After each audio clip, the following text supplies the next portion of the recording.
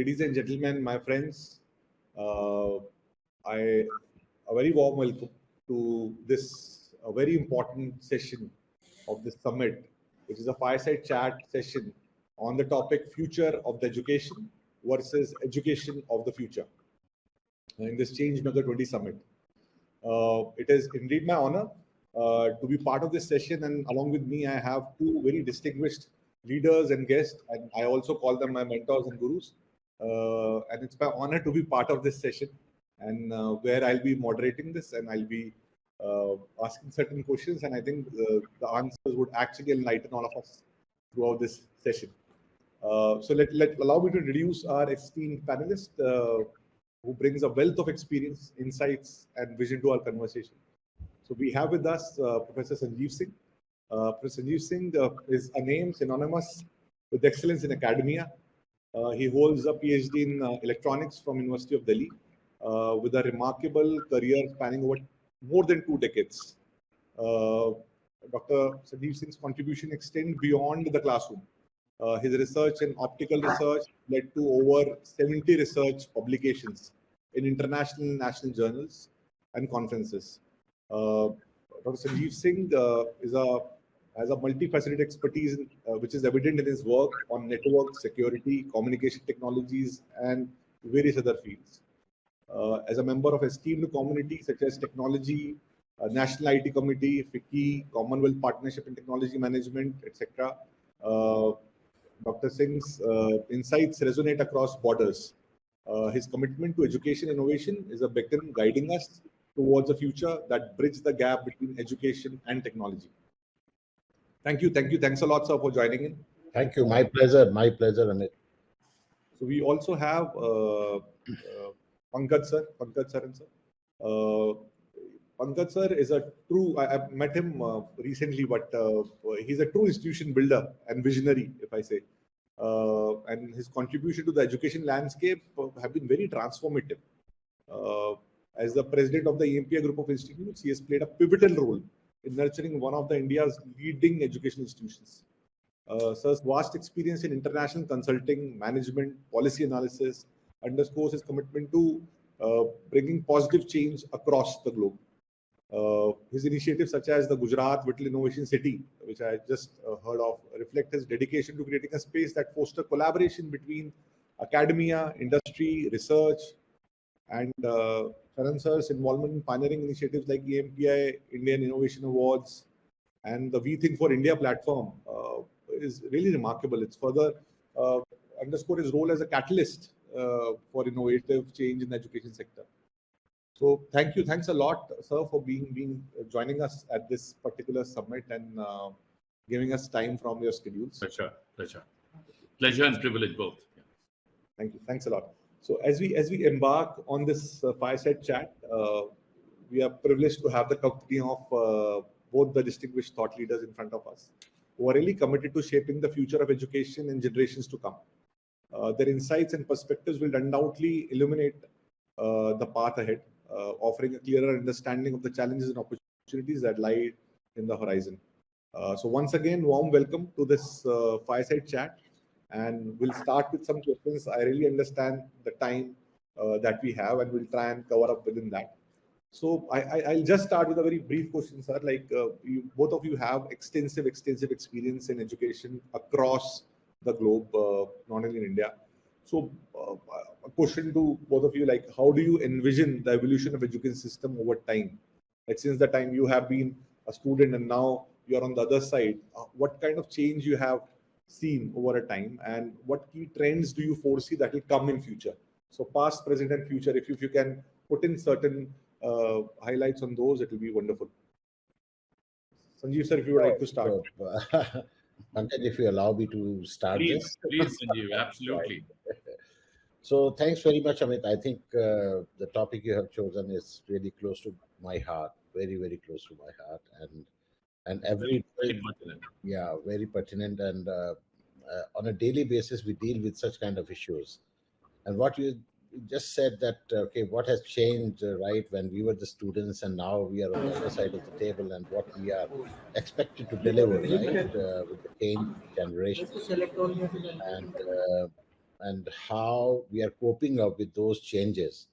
So there have been a tremendous change, right? And we are evolving every day, and every year we are coming up with some kind of change, and we are expecting those changes to reflect, and those changes to percolate down to the level of the students, whether it's the primary students or the undergraduate or the higher education institution.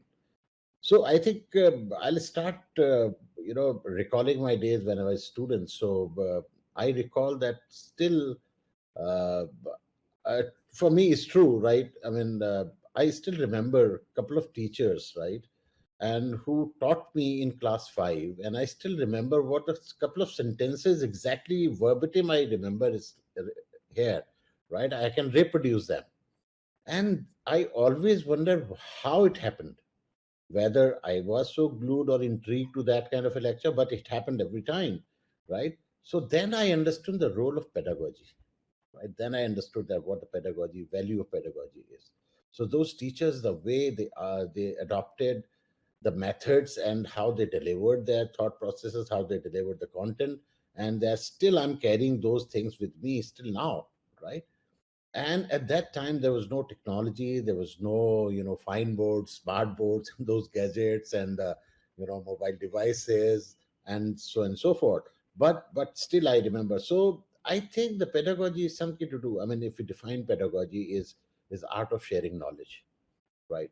And now you can add any damn thing into it, whether it's the technology driven or the innovative or the flipped classroom or that classroom. And but ultimately the content has been delivered, right, in a right perspective, right way, whether it's a teacher or with the assistive technology, with the non-assistive technology, or the enabler, or whatever way you. But the ultimate bottom line is the delivery of the content and how effective it's going to be and how effectively it is being delivered, right?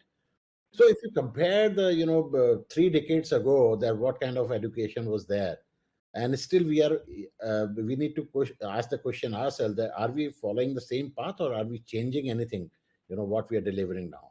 But certainly we are learning one new thing, which is very, very interesting, and which is now the culture of absorbing content has grown too much, right? And the diversity of content, of the same content, is being delivered from various sources, and how that has been created by different set of people, and with different wavelength, right, still, and the learning community has been absorbing everything. So their capacity is increasing anyway. I mean, this is remarkably, undoubtedly, I mean, they're much more than us, what we used to have. But nowadays, but again, you have to compare another thing, that the knowledge is being disseminated in the chunks, right? And the information. So earlier we used to, study that, or what we have learned, the learning curve was very slow, maybe very slow, or maybe very structured, in a way that we used to learn about very small thing like the data, and we were taught that how data can be converted into information, then how that information can be further converted into knowledge, and now we, all of us, the whole world is now in the race to convert that piece of knowledge into wisdom, right? And how that knowledge is created and converted into wisdom is the now the art, right? And what is the skill we possess, how quickly we can convert that into it. So whether we are using AI and all that, earlier AI wasn't there, but still we had the wisdoms, right? It is not like people were not thinking and people were not deciding on something, but now that process has been accelerated too much, right? So I think it's a very interesting time. And now how knowledge has to be transferred in the millennia, generation, right? So that they absorb in a very constructive way, and how they utilize that piece of information and the knowledge is again is a challenging task. So it's a very interesting transformation, right? And so-called, we are calling it a digital transformation of education, right? And what all is being changing, our teacher changing, our students have changed, infrastructure is changing, but most of the things are appears to be same. So what is changing, what is the change elements which are really changing the dimensions of teaching and learning processes? This is what is exciting me, and this is what I'm always, try to understand, that what different institutions. And that is why I'm saying that when I'm recalling my earlier, school days, I still remember the lecture of class 5. So that it means that the pedagogy is varying from person to person, classroom to classroom, institution to institution. And that is why the institutions are known, and they are called, these are the institutions, right? And that is why we count them on our fingers, that these are the institutions which are of global repute. So I think these characters have to be identified, that why, who made them institutions of repute, right? So whole globe recognize them, the eminence, right? Why? Whether it's because of teacher, whether it's because of infrastructure or the students or something else, right? And the same thing we are trying to achieve out of the digital board, as you're organizing this summit completely virtual. What is that missing element? I don't understand that. Are we missing anything? I don't think so. But still, we have the debate that can we achieve that without having any physical infrastructure, right? So I think these are some of the points I really want to take help from Pankaj, that what he is thinking, because he is an institution builder. He has been building institutions, at different places, and he has large number of foreign collaborations. So what is his take on this? I really want to understand. Thank you, Sanjeev, and listening this from a very versatile academic thinker like you is very enlightening. If I'm asked to kind of put one particular word which I feel education or knowledge giving needs to center on, is curiosity. Correct. And I think curiosity is something which we are born as Homo sapiens. I mean, that is something distinct to the Right. human race, the human species, Homo sapiens species. And interestingly, I have found, I mean, this is something which I think a person of your repute like Professor Sanjeev Singh can corroborate. I have found, especially in the last 25 years, there's been a dramatic change in technologies which are ubiquitous and easily accessible to students and trainers. But one thing which I've realized is that where has the curiosity gone away in this entire explosion of technology?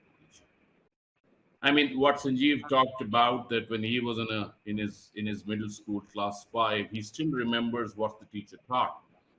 I really don't know whether today's student who's bombarded, and I think this is also a point which Sanjeev raised, can he recall a single instance or three instances that this is something which has gone right into the center of my being, and this is going to something determine my entire course of thinking and action. I don't think that's the case anymore. And in fact, I'd like to narrate a small incident. We, of course, I think myself and Sanjeev are almost the same age group. We grew up after perhaps the Apollo space program took place, which put a man on the moon. And I mean, it was an amazing experience. I mean, today with all our technology, all our computerization, all our digitalization, three-dimensional technologies, etc., we can't get to the moon. We can't send a manned space to the moon. Put the entire technology of the world together, we can't do it. And mind it, this was 1960s, I think, much before Sanjeev and I were born. I mean, the United States, the Apollo space program took human beings, put them on the moon, and got them back. And today, trillions of dollars we can put together and allocate, but we can't do it. I mean, we're trying to go back to the moon, but it's still a very tricky and a very shaky process. Now, the small incident which I'm trying to narrate is that I've been a big Apollo space program buff. And I remember I would kind of pick up any documentary which would be available way back. I mean, if there was a documentary showing in a Chanakya cinema, which is a well-known cinema in Delhi when I was growing up, I would be perhaps the first one standing in the line right in the first show in the morning to try and see something about the Apollo space program. Now, the other day, I've got a nephew of mine, and he's, of course, grown up to be a brilliant doctor. And when he was younger, one day I was trying to get him to come and see Apollo 13, the famous 13th, infamous 13th mission of the Apollo space program, where they had to abort the mission and come back. And I remember I was trying to kind of tell him about the excitement of the Apollo space program. I mean, how is it that on a slide rule, why did all these engineers and scientists design such complex systems on a slide rule? They didn't even have a calculator. Correct. And mind it, there was nothing called a computer then. I mean, of course, they had very large mainframes, but that's something perhaps you can fit on a microchip today. So you had those entire room full of rooms, which perhaps gave them computerized information, etc., and slide rules which they used to compute to get a man onto the moon and back. And I was trying to give this little boy all the excitement of how this happened. And he looked at me and he looked at, I think, the screen, and I was showing him the Apollo space program. He looks at me and he says, even gravity is better than this. I said, sorry, which gravity? He said, Hollywood does a better job. And I was completely lost, because here was this young boy who was completely unimpressed with all the magic I was trying to share with him of the learning process of how the Apollo space program happened, perhaps humanity's greatest achievement. And here was this young generation boy who just looked at it, and for him it was just a visual. For him it was just special effects. And he looked at it and he said, I mean, Hollywood does it better. And I am trying to give him all this background of how President Kennedy got the whole country together, and thousands and hundreds of thousands of people got together, and how difficult it is to make liquid rockets, etc., etc. Now, what I'm trying to bring out is that is technology really helping us arouse curiosity? I mean, that is a question which I'd kind of like to raise. The second part of my question is, does technology help us give answers to questions which we don't ask? So we're bombarded with all this technology, but if we're not asking the right question, I mean, would technology help us answer a question which we do not know? Would it raise a further question? I don't think that's happening. The third thing is, and this is something which I and Sanjeev have been discussing a lot over the last few years, that as Googling of knowledge or Googling of information, remove the process of search and knowledge acquisition. Because to my mind, and I think Professor Sanjeev Singh and our generation, I mean, I remember when we used to try and learn something, we would go to libraries, sit for hours together, try and find out the right journals, perhaps try and pick out chapters, go in front of a photocopying machine, have a fight there, and then have a fight again with the guy because he'd not done it after 1 hour, the photocopier wala, and then in fact go back and then take whatever we had and then pour over it for the next few hours and try to understand. Now, where has that process of search gone? Because to my mind, and I think psychological theory proves this enough, that you will not understand anything if you are not exposed to the process of search. If the human mind does not search, it will never learn, which is again connected to curiosity. If I'm not curious, I'll not learn. And this is something which I have, in fact, lamented, that the entire higher education system in India, which is again created out of Lord Macaulay's model of higher education. You know, you're creating a lot of PhDs, and I don't even know, when I try and ask them about the hypothesis, at least in the social sciences sector, why did you pick up this hypothesis? And they're blank. I mean, completely blank. I mean, some of them are preposterous. I mean, the kind of hypothesis they come up with. And I wonder, are they really adding to knowledge, or are they just adding to pick up another piece of paper degree? And unfortunately, at least in India, I've seen in the social sciences, well, again, say social sciences in particular, of course, there are exceptions and very, very remarkable exceptions. The kind of work which is coming out is insignificant. It's factor analysis. Factor analysis is basically just trying to put together diverse sets of data and try and find a straight line which is connecting as many data points as possible. But again, I again go back that where is the curiosity to even develop a hypothesis, to try and find or search for knowledge which is relevant for society or relevant for science or social science or the body of knowledge as such. And that is something which has gone away. That's the first point. The second point, and this is something I'd love if Sanjeev helps me out. You know, I've seen a generational change in the last 7 to 8 years in at least EMPI, the institution where we are. It's a generational change in the sense that today, I'm not competing in a classroom with myself and the student and perhaps his peer group. I'm competing with social media. And I'm competing with perhaps this person who's online on Instagram with thousands of friends across the world. Now, do I give him or her that kind of excitement of learning in a classroom, what perhaps he would get in a social media platform? And many students, to my mind, at the age groups they're in, are not mature enough to kind and understand that, hey, social media is just a waste of time. It's only controlled voyeurism. I mean, all I'm doing is just expanding my friend network across the world. I don't learn anything.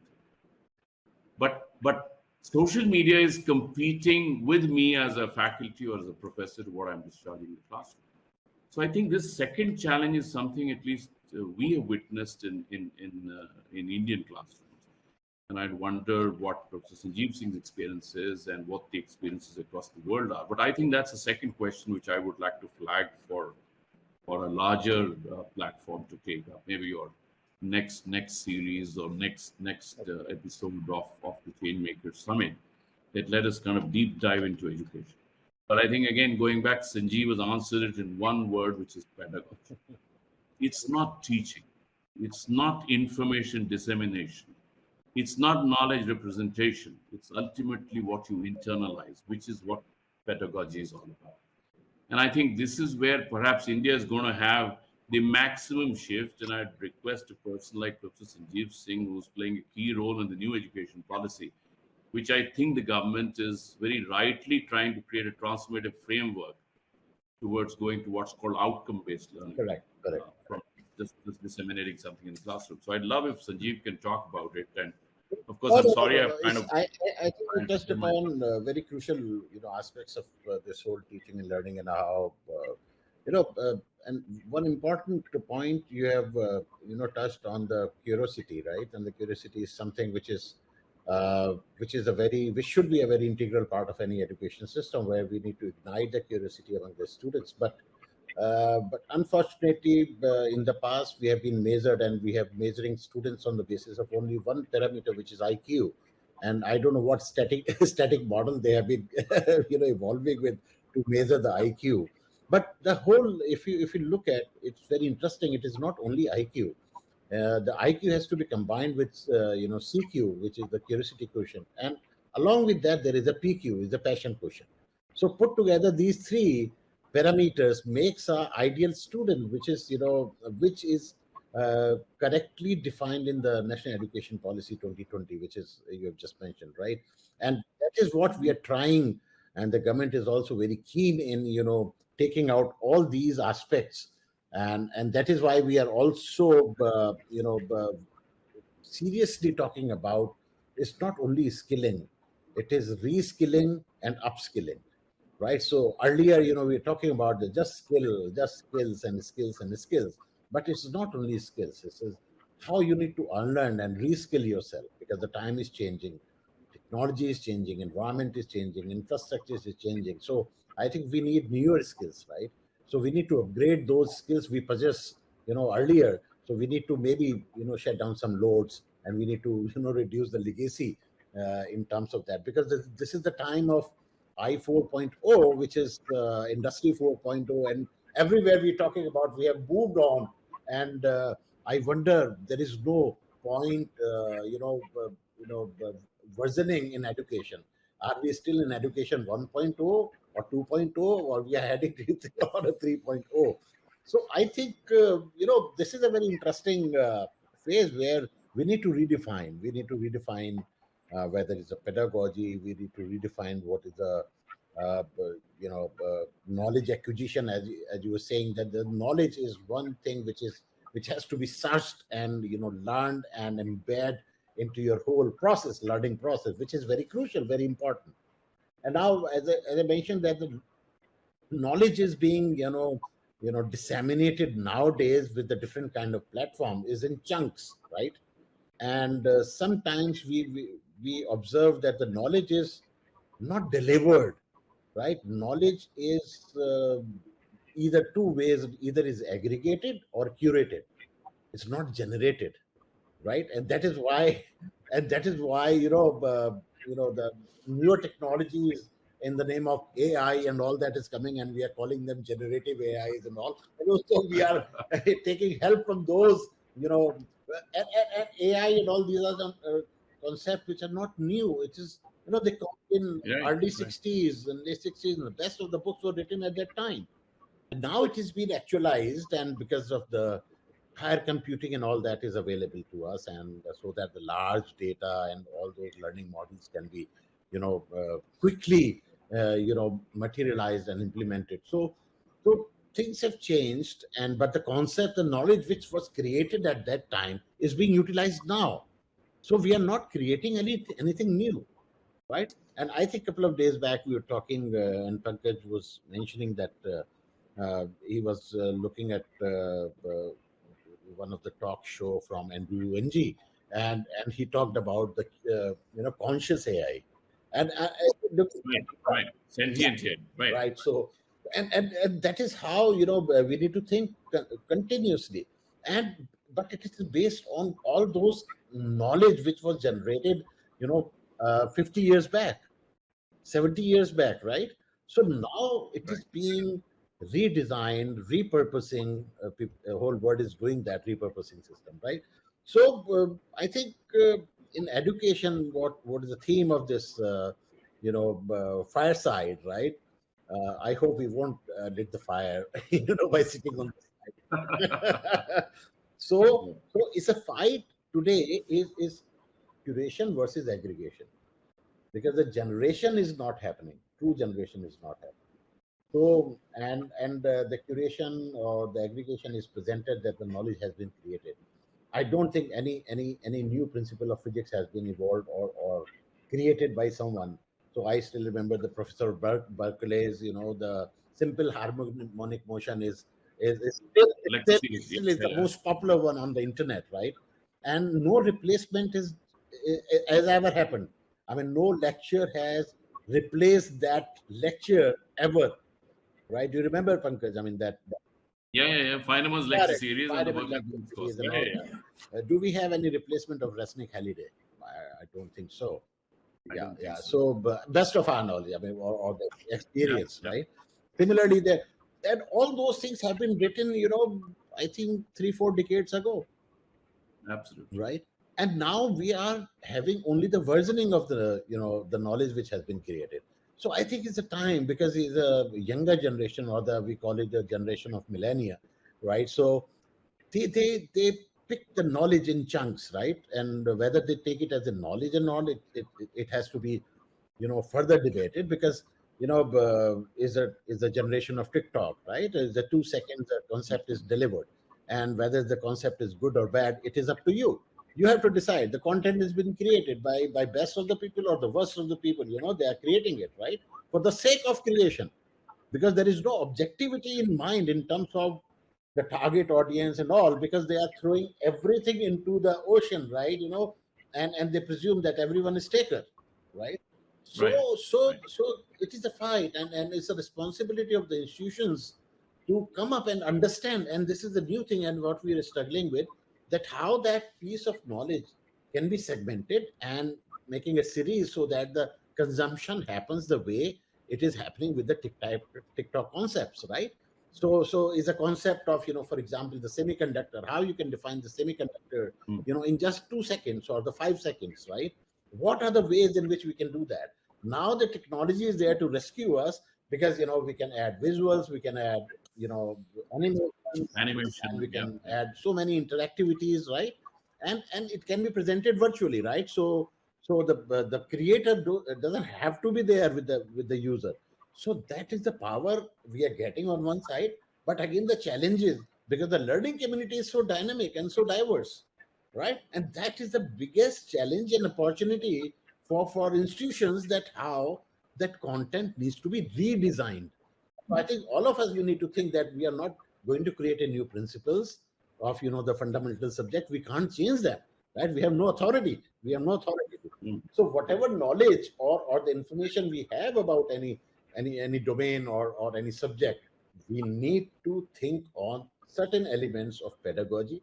What is the right pedagogy in today's time, and how the knowledge retention can be streamlined in terms of for the younger generation, so that, because the Pankaj just mentioned that how the knowledge was captured sitting in the library for hours and taking the piece of paper and getting it photocopied and again then reading it. And today the technology has cut down that process. Now everything is available on the digital device, on on your screen. So that process is gone, which is actually a learning process, which was actually a learning process, because finding information is itself a learning curve. Correct. It's a learning curve, but somehow this generation is missing that process, right? So they get everything, and fortunately, unfortunately, we are in the generation where we saw everything, right? We saw the birth of internet, we saw the birth of semiconductor physics, we saw the solid state devices, we saw how the transistors came in, how telephone emerging started in the homes, how the mobile telephony came in. So we saw the evolution of technology and how the adoption happens, right? The n number of technologies have been invented, but only fewer ones who made the places in everybody's life, right? And we are aware of that. But I think there is a change, big change in the present generation, that they saw everything on their desktop, in the form of laptop or the internet or the digital transformation and everything. So their learning pattern is different. So their pedagogy has to be different. So we need to understand that fact. And we need to create something new. That is why this theme is very, very apt and relevant, because we need to also, one side, we need to look at the future of the present education and what should be the education of the future. So we need to work very hard to think about that. Do we need to really work on the content? Do we really need to work on the pedagogy? Do we need to really identify a suitable technology? It's all like a gamification of that, right? I mean, you're organizing, this summit, right? I mean, the gamers are the biggest community of utilizing these kind of platforms, right? And they are doing for different objectives, right? But the MOOC, absolutely, massive online gaming, So when you say so the MOOCs on the learning side, MOOCs for the gaming side, objective is same, right? No, their objective is utilizing the same technology platform, but the target audience is entirely different. So, Sanjeev, very interesting point you brought out, that MOOCs, we are taking the same content which we were throwing in the classroom and putting it online. Correct. So converting the content online is not MOOCs. It's not MOOC at all. Exactly. So we need to, establish a differentiation between them, right? You see, the e-learning was really a misunderstood term, right? Right. So everybody started thinking that converting, content into PDF and HTML is e-learning, and putting up onto the online platform is e-learning. No, this is not. E-learning is a different pedagogy altogether. So there are the different attributes we need to attach with it, right? So because you see, whenever we talk about the learning, right? Learning is not simply teaching and listening to it, right? There's so many other parameters, so many other attributes and activities we need to perform. We need to perform conferences, discussion forum, discussion groups, assignments, tests. All that is a part of a classroom, right? So, and the teacher used to perform all these activities in the past. But nowadays, I think all those elements are missing, right? There was time where the students were preparing like final examination for their classroom test. Right. But today, do you see any concern or the fear, so-called fear, or seriousness towards those kind of tests? I think only parents are serious, right? Students are no. But this is an interesting time. So we need to learn from these phenomena, what is happening for the last 1 decade, and that is how we need to change the pedagogy. We need to change the technology platform. We need to change the way, and that is why the teachers' training has to be redesigned. Exactly, change the education and redefined, right? It is no longer the conventional mode of teacher training, where people are coming and they're mentoring, because the mentors are coming. I'm sorry to say, the mentors are coming from the same age as of we are. So now the mentors has to be from the present generation, and they need to be trained to train those old teachers, right? Absolutely. So for example, I mean, I'm just giving you one use case, that when the email was introduced or the mobile phones was introduced, right? Was there any formal training given to anybody? Was there any classroom conducted for how to use the email, how to use the internet? That is the power of technology, and that is how the teaching has to be done in the present time. But Sanjeev, one thing I'd like to ask you, and this is something I'd like to pose to you, and I think you raised a very valid point, because I use this exact same argument when I'm talking to a student, that when you were a small child, who taught you Correct. language? And who taught your nephew or niece or somebody, a distant relation's child, language? You've seen a small child born, and the child learns language, and by the time the child learns, reaches age 3 4, he or she starts to speak. So everybody, and it's a universal fact, because the child learns language from the environment. Correct. Now you take that same child, put him to school, give him a structure, give him an examination, give him a teacher, and by the time he reaches middle school, and I remember our times in Sanjeev, when we had something called a third subject. So you had to learn a foreign language or Sanskrit. So I remember I learned German. I learned nothing in it. But 3 years we were formally taught a formal language, which none of us learned. And mind you, at the same child, all of us were children. When we were small, we learned language on our own. So how is it that learning can be made fun, A? And how is it that learning can happen from the environment? And you're very right that there's so much diversity of environment today. Now, the kind of content which is available on the internet today, I mean, you can go and access perhaps the best MIT professor, maybe Andrew Ng's course itself on artificial intelligence. But would I have the self-discipline and the excitement to push myself into that course, which is taught in a traditional way by Andrew Ng, or maybe a MIT professor himself or herself? But would I learn that differently? Can I push myself to go through it? Or would I gravitate towards a Netflix series which is running at the same time? The dilemma which today's student, or multi-lemma which today's student faces, is enormous. And I don't think educators have yet understood the power of these disruptions which are happening in the learning process. And I think you raised this very good point that ubiquitous technology has become ubiquitous because everybody absorbs it. But at the same time, it's a dichotomy. It's a paradox, absolutely. That you're able to absorb how to learn a very complex smartphone, how to use it, but you are not sophisticated enough to learn from that smartphone some body of knowledge. It's an irony, it's a paradox. While that same child learns the usage of that smartphone, and we all saw it in the COVID era. We had children, small children, middle children, 8 years, 9 years, and they were very, very fast on the smartphone. But ultimately, what was happening on the smartphone was, again, old-style teaching. Correct. That child was not... So that was, and that was the biggest, example for us to learn many things from this COVID phase. Right, because every whole world converted into online teaching and all those kind of things, but they only replaced the physical classroom.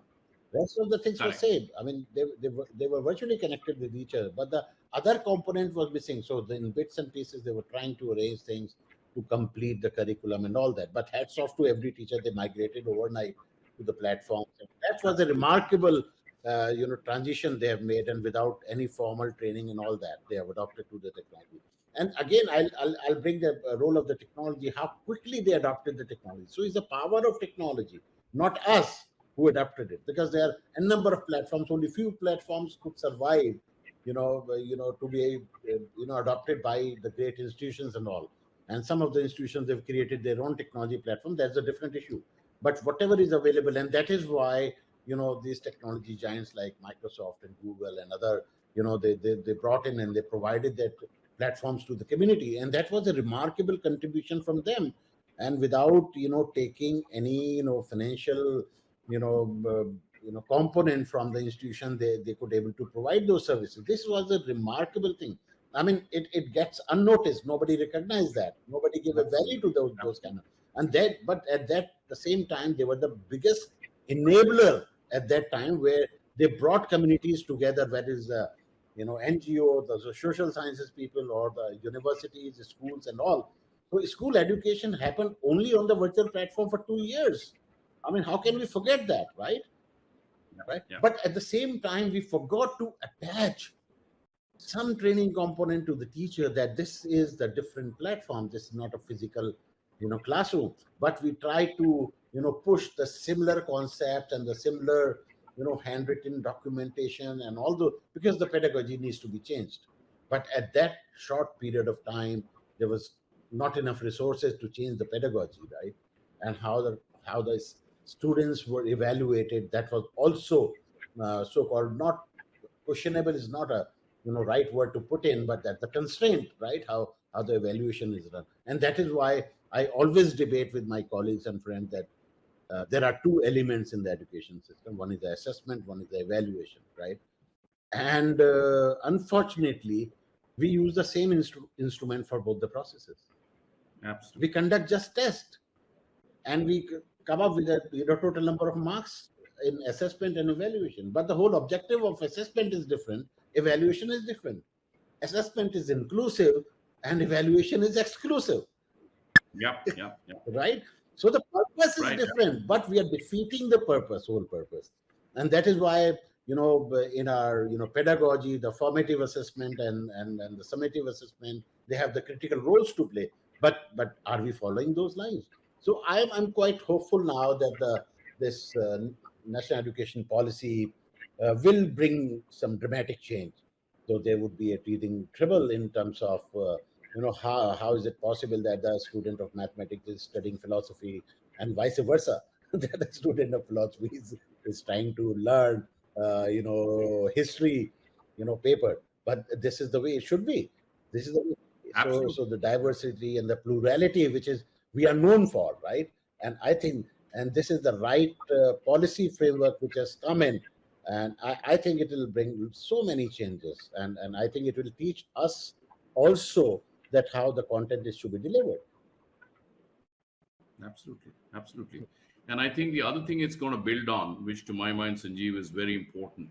This is something which in EMPI, and you were also a part of it, we worked on, is innovation. Correct. Because I think interdisciplinarity, the moment it comes, I remember, I think the whole innovation award, we started by you. Yes. We ran the innovation award, and we requested you. Was there, and Mr. N. Vittal, the famous Mr. N. Vittal, who just passed away a few days back. The enabler of was the father of telecom in India. I mean, telecom and IT software. Absolutely. How we can forget him? Yeah. I mean, my deep condolences.